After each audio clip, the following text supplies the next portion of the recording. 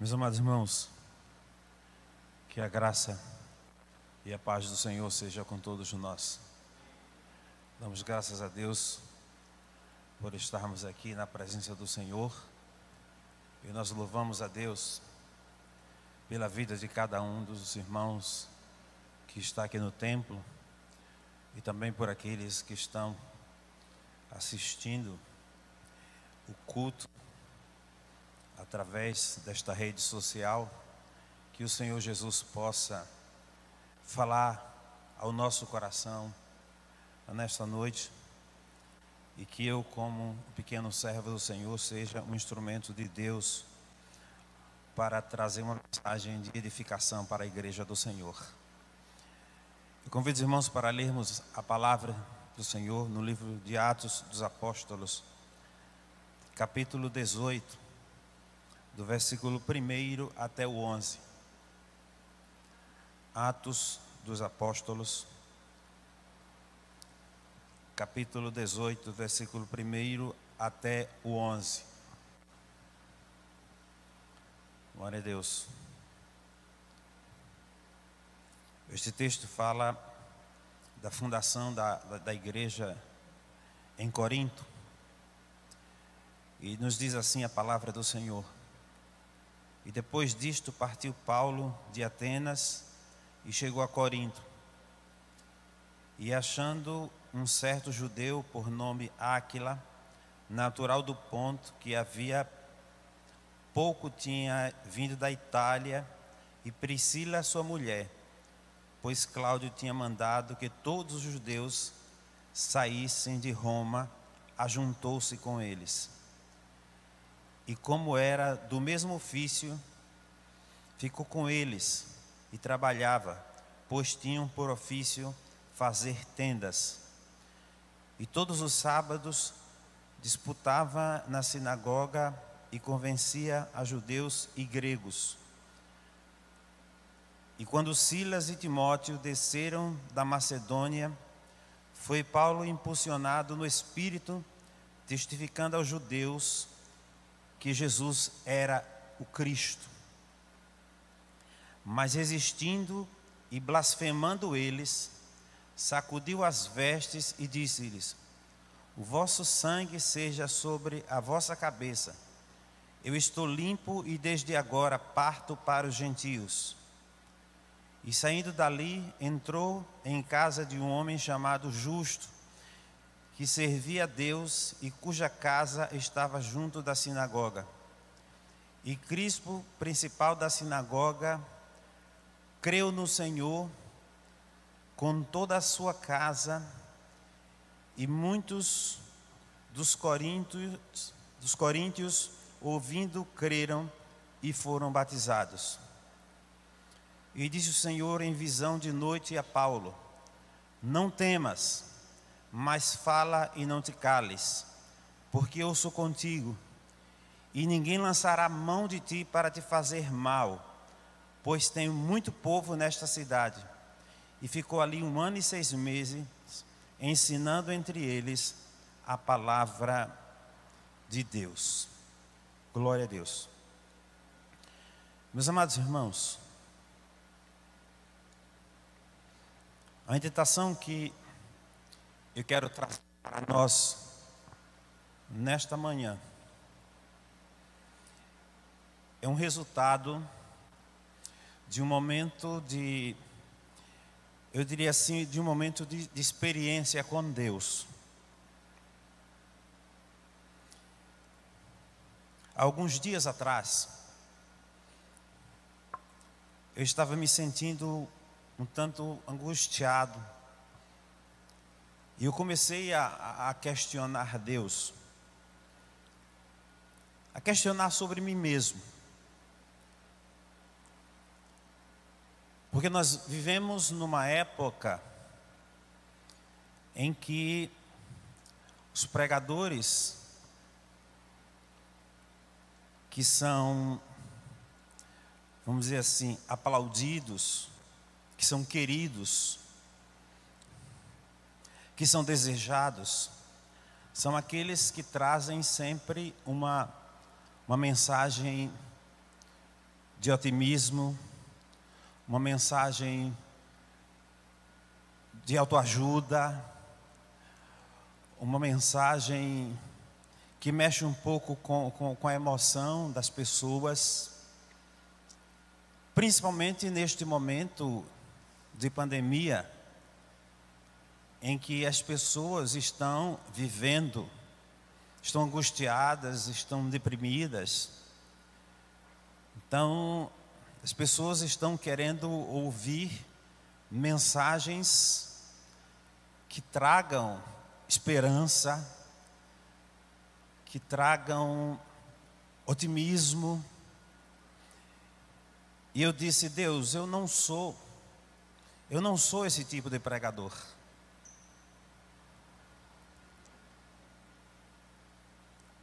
A mensagem que eu trago, em geral, e os irmãos já têm me acompanhado há algum tempo, são mensagens mais reflexivas, mais de exortação. E aí eu comecei a orar e a falar com Deus, e eu senti também que Deus falou comigo. E aí eu passei todo um dia na presença do Senhor, porque Deus começou a me falar através da sua palavra. E aí o Senhor trouxe ao meu coração este texto que eu acabei de ler. E eu gostaria de chamar a atenção para o versículo 9 do texto que nós lemos, que diz assim: E disse o Senhor em visão de noite a Paulo: Não temas, mas fala e não te cales. E aí o Senhor começou a me dizer o seguinte, irmãos, que o Senhor usa pessoas, homens e mulheres, de acordo com a sua vontade, que é soberana, e a cada um o Senhor dá um dom diferente. Não é que um seja mais importante do que o outro, todos são igualmente necessários na casa do Senhor. É claro que nós, como igreja, precisamos ouvir também essas mensagens de otimismo, de esperança,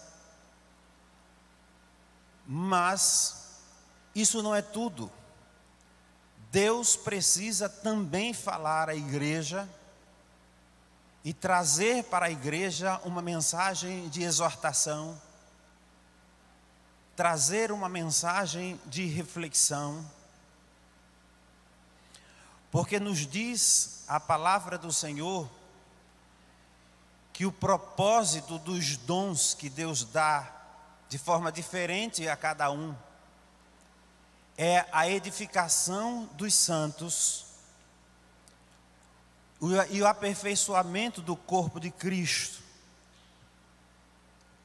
Em Efésios 4, 11 a 14, Paulo disse o seguinte: E ele mesmo deu uns para apóstolos, e outros para profetas, e outros para evangelistas, e outros para pastores e doutores, querendo o aperfeiçoamento dos santos para a obra do ministério e para a edificação do corpo de Cristo, até que todos cheguemos à unidade da fé e ao conhecimento do Filho de Deus, a homem perfeito, à medida da estatura completa de Cristo, para que não sejamos mais meninos inconstantes, levados em roda por todo vento de doutrina, pelo engano dos homens que com astúcia enganam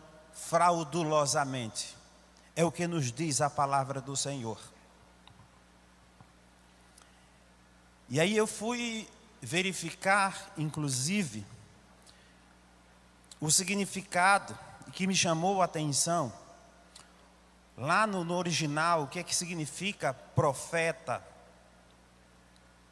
Porque muitas vezes nós temos uma visão um tanto distorcida, porque não compreendemos o significado exatamente destes termos, destes títulos, destes dons. E eu pesquisando vi que o termo profeta vem do hebraico nabi, que significa aquele que fala com entusiasmo, ou aquele que grita. No grego, o termo profeta é profetes, que significa aquele que advoga ou que discursa em público. No latim, que é o original da nossa língua, vamos dizer, é a língua mãe da língua portuguesa. O termo profeta vem de profeta com PH, que significa intérprete ou porta-voz. Professor, aquele que fala adiante o que vai acontecer, ou aquele que fala em nome de alguém. E eu comecei a refletir, meus amados irmãos, que neste momento de pandemia, a igreja precisa ser alertada também por um outro risco que é real, e por que não dizer uma outra pandemia que está afetando o povo, Senhor, que se chama o esfriamento espiritual. As pessoas estão se distanciando de Deus. As pessoas estão ficando enclausuradas em suas casas. Até porque hoje é fácil. Nós temos redes sociais. E nós podemos ficar na nossa cama, no sofá da nossa casa, assistindo o culto. E aí muitos dizendo-se com medo de aglomerar na casa do Senhor, o que não é verdade, porque eu diria que o lugar que mais nós andamos, o lugar que, em todos os lugares que nós andamos, o lugar que menos se aglomera é justamente no templo, porque o templo, na igreja, a igreja tem tomado todos os cuidados, tem seguido todas as regras, todos os protocolos sanitários, mantido o distanciamento físico,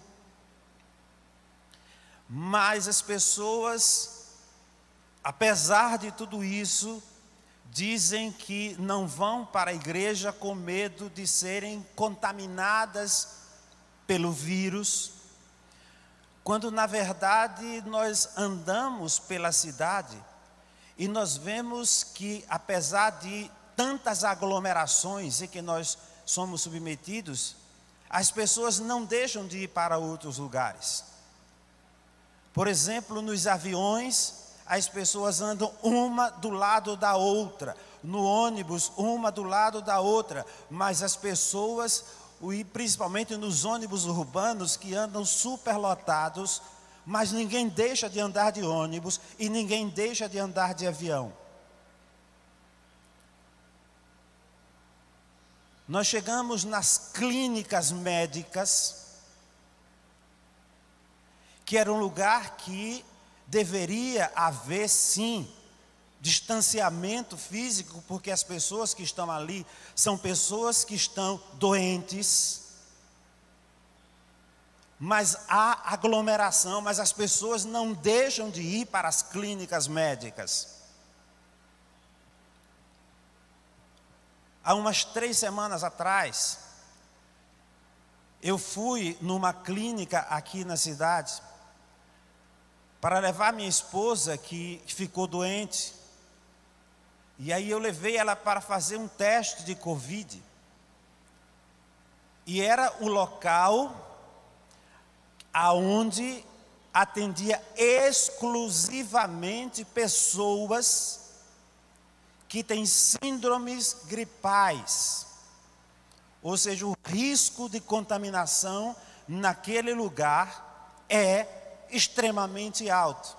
Mas apesar disso, havia aglomeração.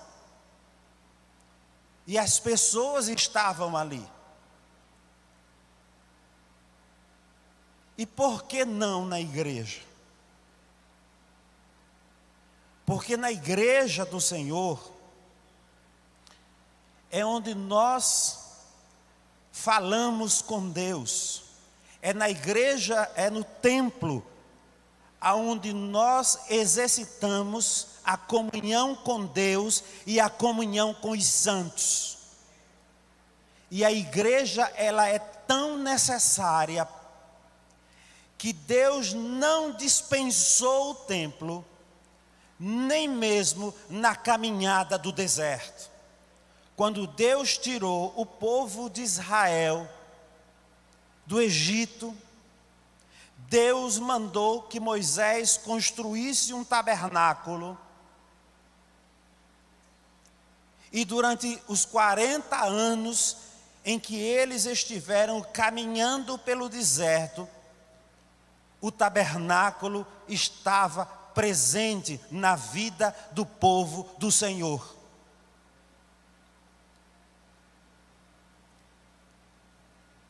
Irmãos, e aí eu fui verificar o seguinte, que hoje as pessoas não querem vir para a igreja, e aliás, nós não conseguimos perceber que existe uma ação do inimigo, no sentido de enfraquecer a igreja do Senhor,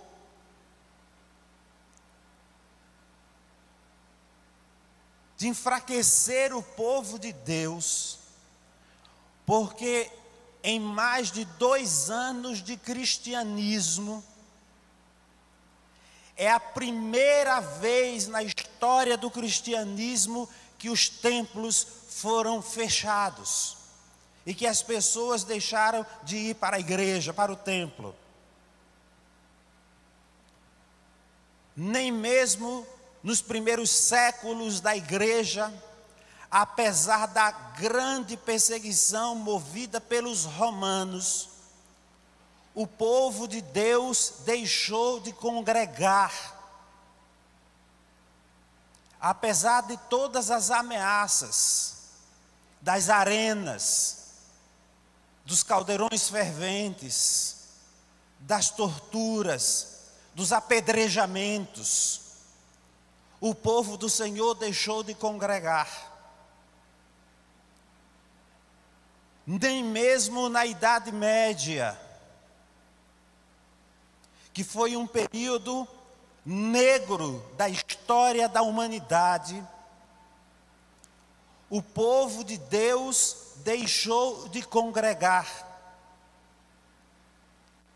Nem mesmo em meados do século passado, quando a igreja do Senhor era extremamente perseguida.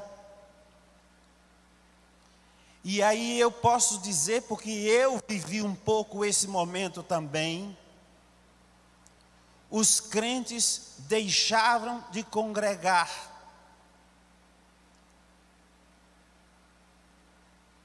Porque quando eu era criança, nós não podíamos sequer cantar um hino em casa, porque quando começávamos a cantar um hino em casa, chovia pedras no telhado da nossa casa.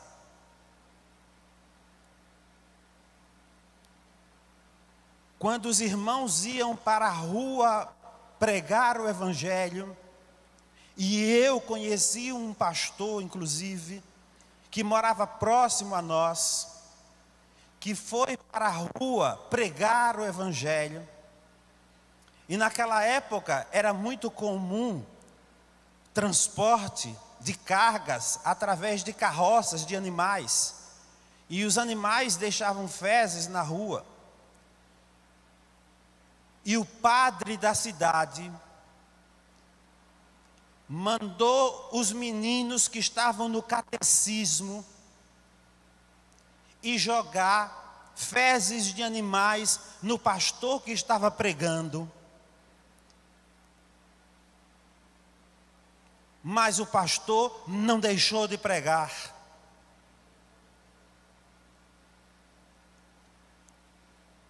Lembro-me que uma certa vez nós estávamos no templo, e quando nós começamos a cantar, eu ainda era criança, e o templo não tinha forro, o templo estava em construção, e as telhas eram daquelas telhas de amianto.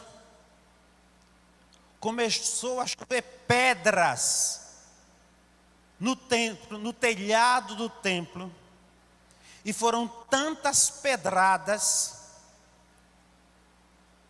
que o telhado teve que ser trocado, porque o telhado do templo ficou todo arrebentado, furado pelas pedras. Mas, irmãos, o povo de Deus não deixou de congregar. E o povo do Senhor não saiu correndo do templo, apesar das pedras do telhado, que não atingiu a ninguém. Quebrou o telhado inteiro, mas não atingiu a ninguém. E naquela época não havia as tecnologias que nós temos hoje. Mas eu me lembro de uma foto que circulava, uma foto feita em preto e branco, que foi tirada, alguém estava com uma máquina fotográfica e tirou a foto do culto. E apareceu, irmãos, na foto, numa foto preto e branco, não havia montagem nenhuma, quando o irmão mandou revelar a foto. E aquela foto chamou a atenção, porque haviam como que umas mãos grandes abertas sobre os irmãos, aparando as pedras para não atingir o povo do Senhor. Hoje já não se fala mais de volta de Jesus, de arrebatamento da igreja, e é uma mensagem que não interessa mais às pessoas. As pessoas não se interessam mais por esse tipo de mensagem. Quando o pregador começa a falar de arrebatamento, de volta de Jesus, de santificação, muitos começam a dizer: lá vem aquele fanático.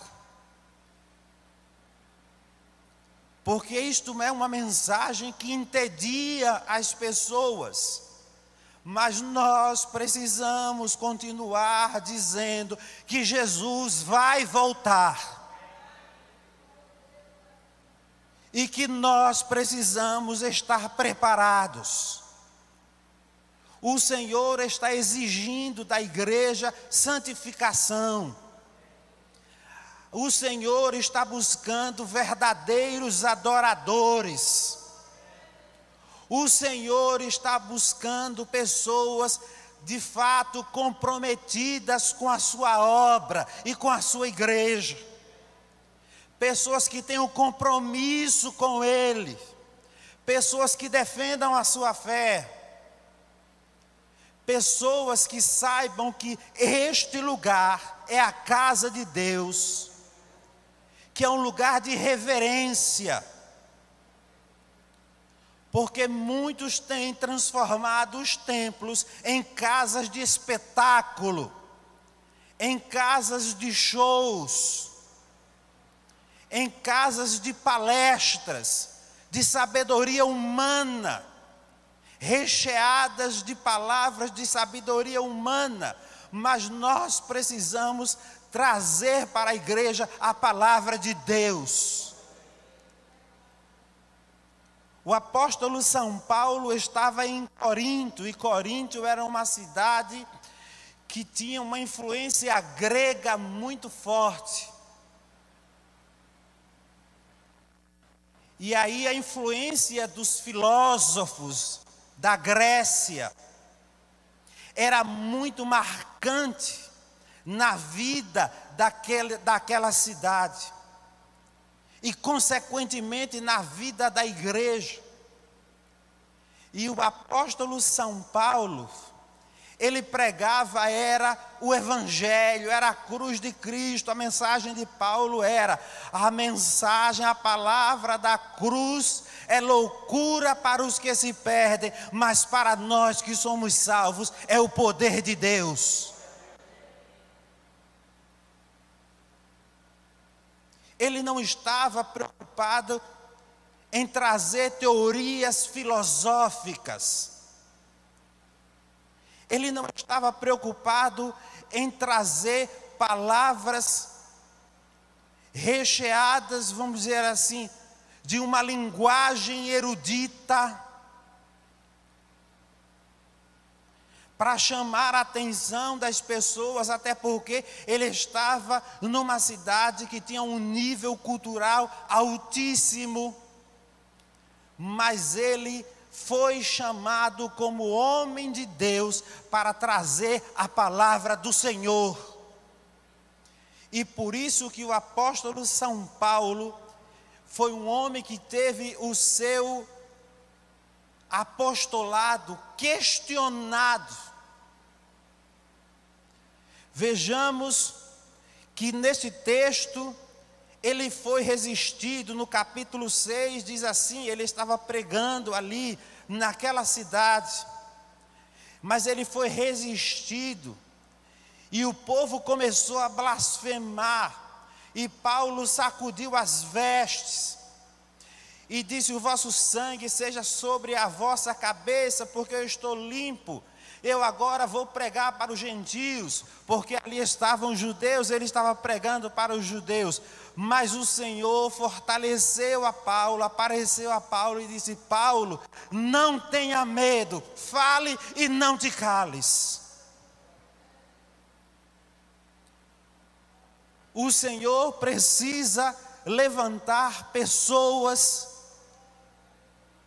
que fale e que não se cale, que diga: a igreja precisa estar no centro da vontade de Deus. A igreja precisa santificar, a igreja precisa orar, a igreja precisa crer na volta de Jesus, a igreja precisa esperar o arrebatamento da igreja. A igreja precisa se comprometer com o Senhor, se comprometer com a obra de Deus. A igreja precisa dobrar os joelhos nos pés de Jesus. A igreja precisa adorar a Deus. Deus está precisando de pessoas assim. Nós não podemos permitir que esta outra pandemia, que é a pandemia do esfriamento espiritual, invada a igreja do Senhor, porque esta mata a alma, esta leva pessoas para o inferno, porque o Covid, o máximo que pode acontecer é matar o corpo, mas o pecado mata a alma. O pecado leva as pessoas para distante de Deus, leva as pessoas para o inferno. E nós precisamos dizer isto. Nós precisamos pregar isto, anunciar isto ao povo do Senhor, para que o Senhor, o povo de Deus, faça uma reflexão Será que tudo isto que está acontecendo na humanidade, nos dias atuais, não é um aviso de Deus para a igreja? Será que Deus não está querendo dizer para a igreja: igreja, prepara-te, igreja, santifica, igreja, se aproxime de mim, igreja, creia na minha palavra, igreja, esteja na minha presença, porque eu estou prestes a voltar, o arrebatamento está próximo. Será que não é um aviso de Deus? Será que Deus não está chamando o povo, o seu povo, a uma reflexão? Porque hoje nós vivemos um cristianismo barato, um cristianismo onde as pessoas estão preocupadas apenas com as coisas materiais, um cristianismo onde as pessoas estão preocupadas apenas com prosperidade, em construir casas, em comprar carros novos, em ajuntar tesouros na terra. Mas o Senhor disse: ajuntai tesouro no céu, porque lá o ladrão não rouba, nem a ferrugem consome. Será que você está construindo no céu? E aí você poderia me perguntar: e pastor, não posso construir aqui? Pode sim construir aqui, mas não se esqueça de construir lá também. Não construa somente aqui, construa aqui e construa lá, porque muitos estão preocupados apenas em construir aqui, mas estão esquecendo de construir lá no céu, de ajuntar tesouros aqui, mas de está esquecendo, deixando de ajuntar tesouros no céu. E aí é claro que quando Deus levanta um pregador para trazer esta mensagem de alerta para a igreja, ele é taxado de fanático, de antigo, de antiquado. Mas Deus ama a sua igreja. Jesus morreu para nos salvar. A promessa da volta do Senhor Jesus é uma realidade. E a promessa da volta de Jesus não é apenas para os crentes da igreja primitiva. Não, a promessa da volta de Jesus é para a igreja de hoje. É para a igreja de agora. Quando o Senhor manda santificar, o Senhor está mandando a igreja de hoje se santificar. Quando o Senhor disse, como disse lá o escritor aos Hebreus, não deixemos de congregar, como é o costume de alguns, o Senhor está dizendo é para a igreja de hoje: não deixe de congregar, não deixe de exercitar a comunhão com o Senhor e com os irmãos, porque nós estamos vivendo momentos difíceis. O apóstolo São Paulo foi resistido, blasfemado. A palavra do Senhor foi blasfemada. O seu ministério foi inclusive contestado. E aí eu fui verificar inclusive que nesta igreja de Coríntios, o ministério de Paulo foi questionado pelos membros da igreja que ele fundou.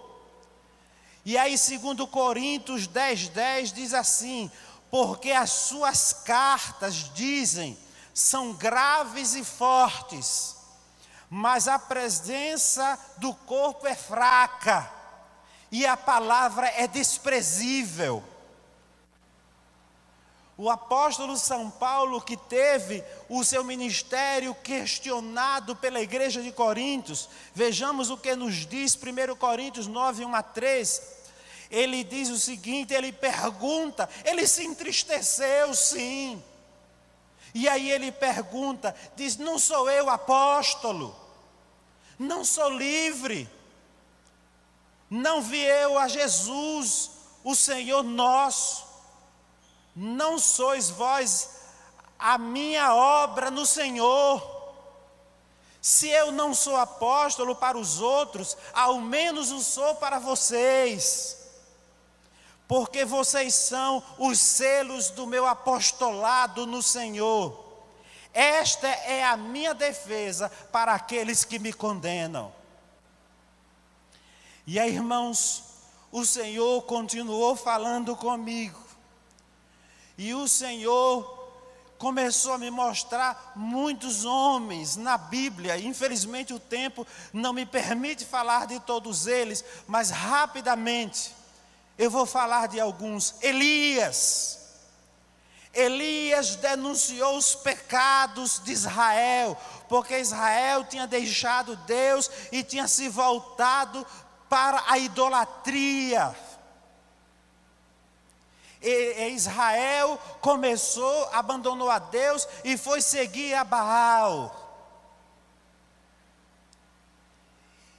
E Elias foi chamado por Acabe de inimigo seu.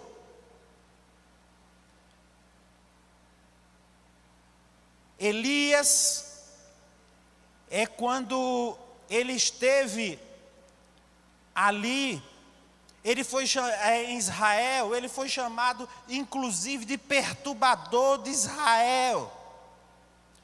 1 Reis 18, 17 diz assim: e sucedeu que vendo Acabe, Elias disse: és tu perturbador de Israel.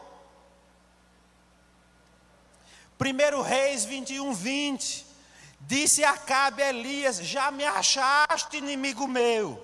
E ele disse: achei-te, porque já te vendeste para fazeres o que é mal aos olhos do Senhor. E Elias não foi aplaudido não. Elias chegou e disse: olha, não vai chover, de acordo com a minha palavra, não vai cair chuva. E o Senhor fez parar a chuva. 3 anos e meio ficou sem chover. E aí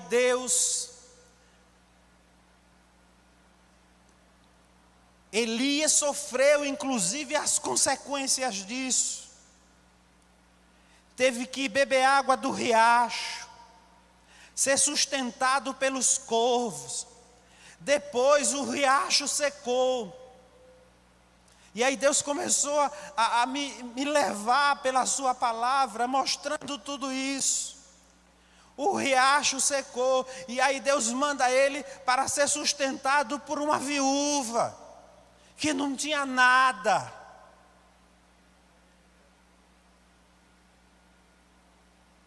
A Bíblia fala inclusive também de outro homem de Deus, porque eu não posso me prolongar por causa da hora, de Micaías, que falou a palavra do Senhor, porque estava lá um monte de profeta dizendo: olha, rei, pode ir, siga, vai ser uma bênção, vai ser maravilha. E Micaías disse: não vai ser bênção coisa nenhuma, se vocês não se arrependerem. E por causa disso, ele foi ferido no queixo, e foi colocado no cárcere para comer pão de amargura, de angústia, e água de amargura. E assim, irmãos, nós vemos outros homens de Deus. Eu vou concluir, mas eu quero dizer que o Senhor me mostrou vários outros homens, como Eliseu, como Elias, ou como Eliseu, como Jeremias, que foi homem que denunciou os pecados do povo, e que foi preso, que foi ferido, que foi colocado no cárcere, e que foi colocado dentro de uma cisterna, fala também, o Senhor me mostrou também de Ezequias, que não trazia uma mensagem agradável, e que por isso, em Ezequias 2,6 diz assim: e tu, ó filho do homem, não os temas, nem temas as suas palavras, ainda que estejam contigo sarças e espinhos, e você habite no meio de escorpiões. Não temas as suas palavras, nem se assuste por causa do seu semblante, porque são casa rebelde. Mas diga ao meu povo, fale o que eu estou mandando ao meu povo. Porque se você não falar, o sangue deles eu vou cobrar de vocês. Mas se você falar, você vai estar livre dessa responsabilidade. Então, meus amados irmãos, e aí Deus falou comigo. E eu, por que não dizer, foi um dia de muita experiência com Deus. Um dia inteiro de conversa com o Senhor. Um dia de Deus me fazendo andar, caminhar pela Bíblia. Eu não disse aos irmãos que Deus estava me mostrando assim os textos, mostrando a Bíblia. É como que o Senhor estava me conduzindo pela Bíblia inteira, para mostrar homens que nem sempre trouxeram uma palavra, aquela palavra: olha, está tudo bem, está tudo maravilhoso, vai dar tudo certo. Não. E foram homens que chamou o povo ao arrependimento. Até quando vocês cochearão entre dois pensamentos? Se o Senhor é Deus, ou se Baal é Deus, siga Baal. Mas se o Senhor é Deus, siga a Deus. E aí, irmãos, para concluir, porque a hora não me permite, porque se eu fosse falar para vocês tudo que o Senhor me falou, nós não teríamos escola bíblica dominical hoje. Mas eu quero concluir com o versículo 9 de Atos 18, quando o Senhor disse a Paulo, quando Paulo foi resistido, e o Senhor fala com ele e disse: Paulo, não temas, fale e não te cales. Glória a Deus. Porque eu sou com você, eu sou contigo, e ninguém lançará a mão de ti para te fazer mal, pois tenho muito povo ainda nesta cidade. Glória a Deus. E o Senhor tem muitas pessoas que necessitam ouvir a voz do Senhor nesta igreja, nesta cidade, neste estado, neste país. E para isto o Senhor necessita de levantar profetas para trazer a sua palavra, ainda que alguns não gostem, ainda que alguns se sintam entediados, ainda que alguns o chamem de fanático, de antigo, de antiquado, mas nós precisamos falar. E eu quero dizer para os irmãos, por tudo que Deus me falou, eu prefiro continuar no centro da vontade de Deus. Que o Senhor Jesus nos abençoe.